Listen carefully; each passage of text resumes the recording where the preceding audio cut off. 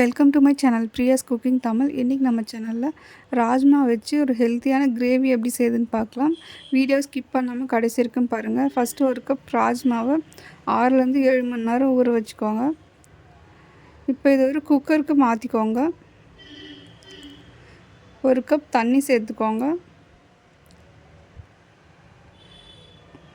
ராஜ்மாவுக்கு தேவையான அளவு உப்பு சேர்த்துக்கோங்க. உப்பு சேர்த்துட்டு நல்லா கலந்து விட்டுக்கோங்க. இப்போ மூடி போட்டு ஒரு 5லேருந்து 6 விசில் வர அளவுக்கு நல்லா வேக வச்சு எடுத்துக்கோங்க. இப்போ ஒரு 6 விசில் வந்ததுக்கப்புறம் ராஜ்மா நல்லா வெந்திருக்கும். இப்போ இதை தனியாக எடுத்து வச்சுக்கோங்க. இப்போ ஒரு கடாயில் கொஞ்சமாக எண்ணெய் சேர்த்துக்கோங்க. எண்ணெய் நல்லா காஞ்சதும் ஒரு துண்டு பட்டை, 2 லவங்கம், ஒரு ஏலக்காய், கொஞ்சமாக சோம்பு சேர்த்துக்கோங்க. இப்போ இது எல்லாத்தையும் சேர்த்துட்டு நல்லா பொரிய விட்டுருங்க. இந்த அளவுக்கு நல்லா பொரிஞ்சதுக்கப்புறம் வெங்காயம் சேர்க்கலாம். 2 வெங்காயம் பொடியாக நறுக்குனது சேர்த்துக்கோங்க. வெங்காயம் நல்லா வதக்கி விட்டுக்கோங்க. இப்போ இதில் ஒரு பச்சை மிளகாய் கீரி சேர்த்துக்கோங்க. பச்சை மிளகாய் சேர்த்துட்டு நல்லா வதக்கிக்கோங்க.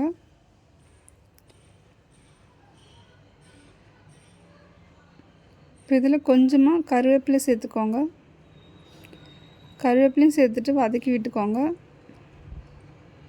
இப்போ வெங்காயம் நல்லா பொன்னிறமாக வதங்கிடுச்சு.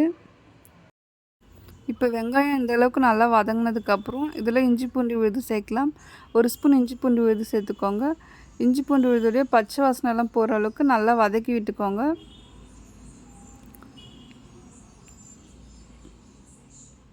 இப்போ இந்த அளவுக்கு நல்லா வதங்கினதுக்கப்புறம் இதில் தக்காளி சேர்க்கலாம்.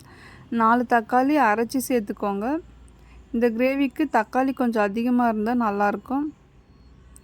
தக்காளி சேர்த்துட்டு நல்லா வதக்கி விட்டுக்கோங்க. தக்காளியோட பச்சை வாசனைலாம் போகணும், அந்தளவுக்கு நல்லா வதக்கிக்கோங்க.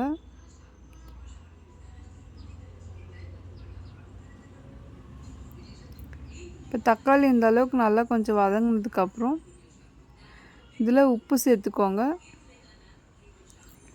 உப்பு சேர்த்துட்டு நல்லா வதக்கி விட்டுக்கோங்க.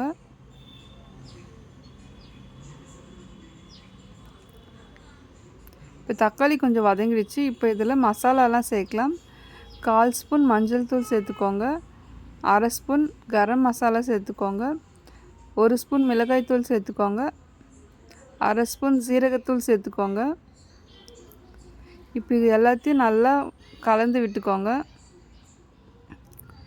இப்போ இந்த மசாலாவோட பச்சை வாசனைலாம் போகணும். இப்போ இதை ஒரு நல்லா 5 நிமிஷத்துக்கு கொதிக்க விட்டுருங்க. இப்போ நல்லா கொதித்து எண்ணெய்லாம் பிரிஞ்சு வந்திருக்கு. இப்போ இதில் வேக வச்ச ராஜ்மாவை சேர்த்துக்கோங்க. ராஜ்மா சேர்த்துட்டு நல்லா இந்த மாதிரி கலந்து விட்டுக்கோங்க.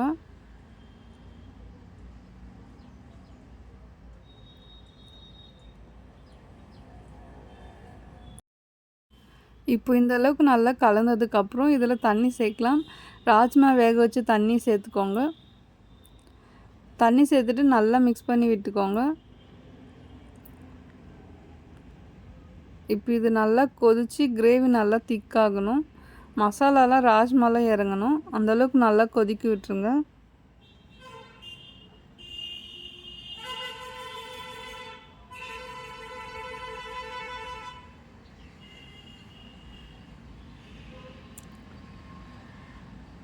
இப்போ இது நல்லா கொதித்து வந்திருக்கு.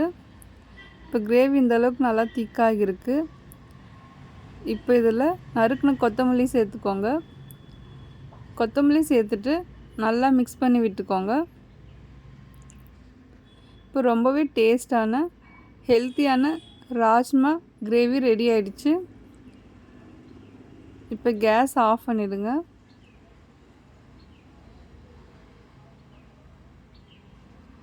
இந்த கிரேவி சப்பாத்தி, தோசை, சாதத்துக்கெலாம் ரொம்பவே சூப்பராக இருக்கும். கண்டிப்பாக வீட்டில் ட்ரை பண்ணி பாருங்கள். ரொம்பவே குயிக்காக செஞ்சு முடிச்சிடலாம்.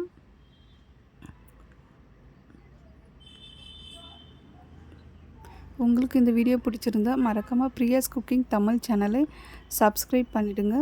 இந்த வீடியோவுக்கு ஒரு லைக் பண்ணிக்கோங்க. தேங்க்யூ.